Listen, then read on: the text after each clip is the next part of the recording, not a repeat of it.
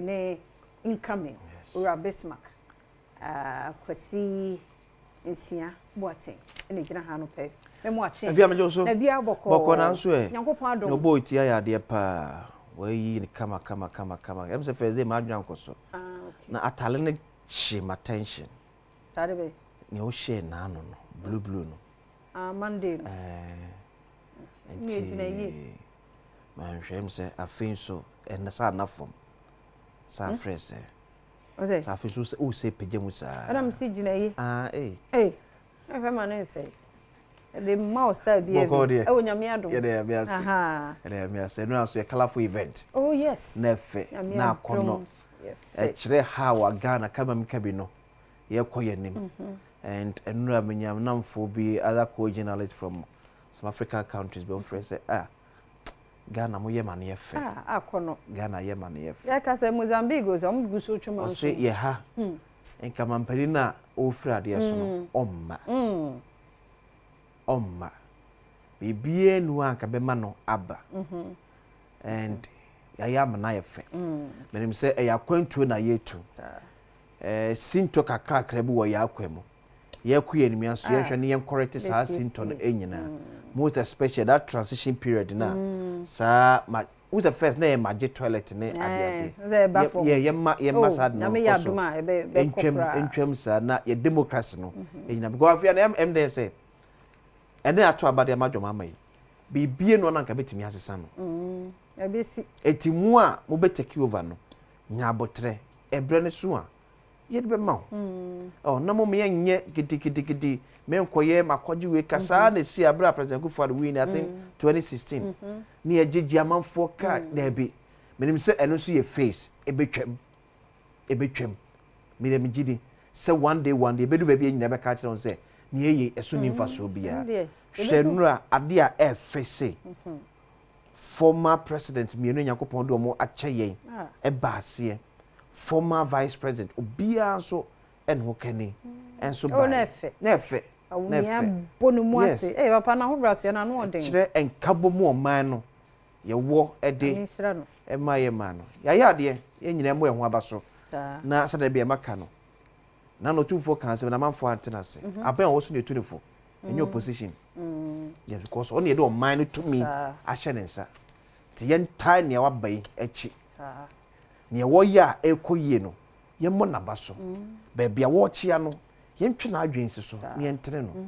eduma yes eme nyina na bia mka se fie journalism na ye no ye ni wo se ye behwe bone nko a eni ana manfo ntia se ndi se ohu ade papa bi wa bam na oka ni atage o se wo party we mu ba se hu bone na meka dia na obama ba se da bi eno nya journalism ne di ense papa ba matemamufo hunu sampa abanka se obeye abcd ye kohwe no waye ne amanfo se o abia abanka se obeye waye abanka se obeye we ampa bre no hye na du wonyeye ne aka na amanfo hu enye ne obegina na se bia oto yampia se bone nku ana ade obeka wasam da bi omuo man ne nchekire o man ne nchekire ne se papa ekoso amobi hunu bone ekoso amobi hunu ne enso enye ya famu de civil servant sem ka we about say civil servant in society omo de omo ho yes one of the challenges prior what as a man so no civil servant no do na challenge kase afia ye wa as a man no but I believe say na America no enime ekonanim ye democracy no e depend eno omo so mo bo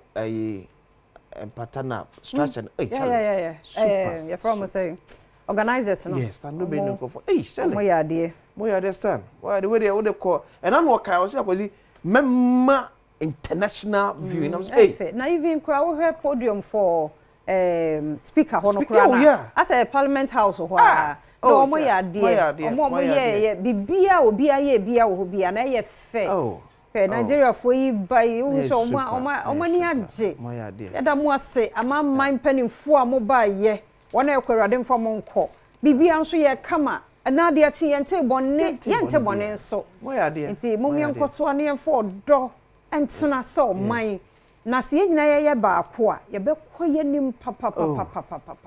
na mom ye tena ho mo bi be ye de aduam be hye mfimfim be ye a fubo se ye furo ni ye furo ni esi bas ye nyina ye one ni esi sei ni ye mbota ya bo hu se nyame nti ye bedru ho nso first lady ye lo na ejina wasere sa odu ni kuna ni mu na ye say asem na aye fe mu ye ma no ye fe dodo ti nyame hira mo vice president what a man nim dodo rade mo ahoden onye wakokodrofo na nsusuye ne dwune bia mo badwune bia no enye de beboa oman no ititiri wa be ye obai de na se ne e ma no a ese ye koye nim rade nka mo ho ama mamuo no nya kra be hwe na mu akidifo a te se ye wa akiri ye nso ye ho be henha ye amamu kwasi ene eboto en one free no na kan bia na se magana ni wo sikodi ni se siwa na sika esu a kasa be no fe so be so akogina ne yonko plan so wo bom so ma na gyan ni o ena manyini se ama ye to abama empenifo se ye ba begina mo office abegisika but at least ye ma ne mamu aka abrabo no ye didiso ebi be wo animu ebe wo mfimfin ebe wo fom but at least there should be an evenly spread of resource kakra na ebeba no na ko say one city crowd na be so mbotomu a mu si e chair no one city na aba me ho na me calculate me de yi wo me enye ma ne nkodi fa ako eba de nibre na ebeba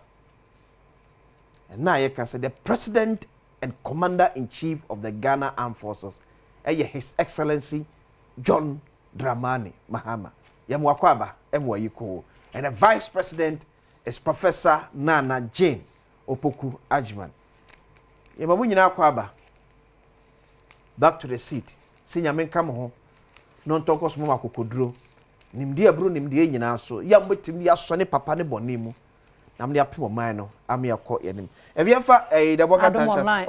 okay ti adomonline.com no hopsina doye ensema wono so de to edwani I know corrupt people and will report them ono so dia wo de abano no nti eno no hwe dwumadie kese ne dia na ne hwe importance na so no nko a fi se ade ye ne efe ene ye ka ho asem na when we be entertainment for na ebu say who becomes Mahama's minister for tourism, arts and culture inti baba sadiki ni ana we ne ho ya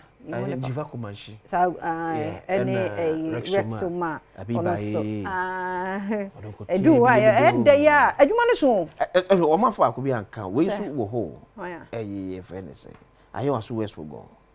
babai John Dumelo na ba ko bi kura so e bobọ ba kura de fie sa adwuma ne so what abeku Santana de no sa adwuma ne so enye easy ade no ya wi o na abeku de kwa ne de no kwa animu ese de egu he lobby e koso no enye easy o papa mo nkwa so ate erade mamo designing ba ne wo me say na mo fanya selection o ma ya wie nti aka nipa akase be pio ye ni so yes o ma wie omunye nwie in selection e course I think is it between Dubai and Russia me te say mampani ko na yi na nkofo ne before be kanja akekra na bi ma dika wo hoda da ba ko pe ene yes selection oh sir yes. Oh wow but omoji adwenkyere no se ne ombeje omoji adwenkyere no but media adia me sre mampani John Dramani Mahama ne say on say yeah one man sakra yemran tentem ebeba in fact they are looking for it about not less than 2 reshuffles and so now 4 years no 2 cresha me about 2 or 3 ni partner for akocha mo wo baby am gugu no aye na ofifi ya mpofo je baga ze wotofo wutade amofo je ni wotofo wadofo o tira du fachi so bi what ya say wotofo wadofo enti no so sesasesemu obi aba obeye focus obi obia so fantuntim say you might not Dodo na might not spend more than 1 year 8 months in office. Yes. Yeah, they say beboa. To be able be no 1 year adwuma no agani din wo either say Dodo no be canon so your mu amon nsam nhyeda no so. It's not because of your closeness to the president. So who ni asam there? Synchrophobia being president pa omunya positions. Yehowa. Eno ne eka no. Oh yes. Yeah, the ma fa free. Ne aka ese o ba be ye ho adwuma CEOs. Yes. CEOs, MMDCs. But when it comes to the 60 ministers there, I'm telling lobbying BSc. Okay. Then and now no member now so say please penny pay bin so kwa sentimentem. na se posi na ebe sesa ebe firi asante minim ba please pani pe bi kwa asante mante akochia hwan o de niema bi ni ense bi kosi mpanifo so mpanifo ben but opani aye no ufiri ho na mpanifo na asa abo amane se emfa ntutu adwen mu ofiri ho no kwa ya no akire no na mpanifo no say to emfa na to adwen ni pa de bema be ye bi wa me ni nyina ade wo ke de na se me ka nyina sa fia kwan bi bema asa sum Ghana bia yi wa kuma mpa ne sum Ghana da company ase sum oman Ghana sum Ghana ne free ba bia nde no kura bibia we no nya oman no kura per se ba bia institution adwuma ba bia wo bia se etua wo ka se etua wo ka ye adwuma no ye se asa wo last chance ni wo last adwuma ni ye ni ye tu ni wono mo kura na ka ka kwesi wa ha aka Festus wa ha ka fia wa ha ka osmo wa ha so me no me nam sa na wo se ye e wo say yes din no kwesi yes aka ho 1 minute ye dem fa papers into aso the Herald abokata enso eniem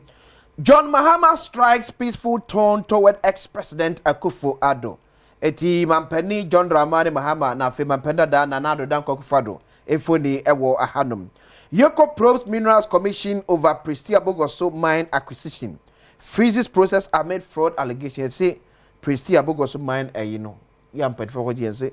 I say kita shebi o be binti real company for ATS mo yemu enhwemu. Kwesi Pratt condemns Akufo-Addo. Hey. Eti overseer na afeyenko. NDC minority fulfilled expectations in 8th parliament. Ato force ne can say. Julius Debra's appointment draws praise from analysts. Highlight his deep roots in NDC politics. UMB apologizes to Ibrahim Mahama over debt claims. Yeah, some more.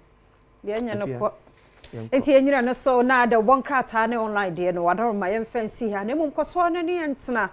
bisa ye kwa agudie mu nsam ne be also ohunu ne yekoso sports mu na health tips na wotwi mu mo anu a mo hwefre ye no mo ayade mo koso antie oboye oyasa ne a chest pain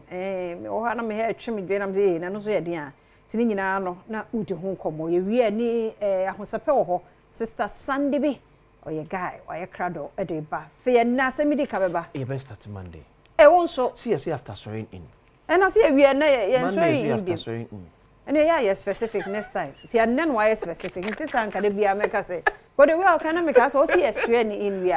na aye ti nyame boa ne kwakra na Monday asemidika na say any oba with more vim to monya krado mfama no nti eno man komo bi ba ko bi beba ho na fe pensem mo ato so say the die ye mamon madaroma enyim free ha enko tensem bi e be hye wo bufuo eno amedofo bi frɛ me wo tie baabi waso wo tie ade ha no yifu wonam so duebo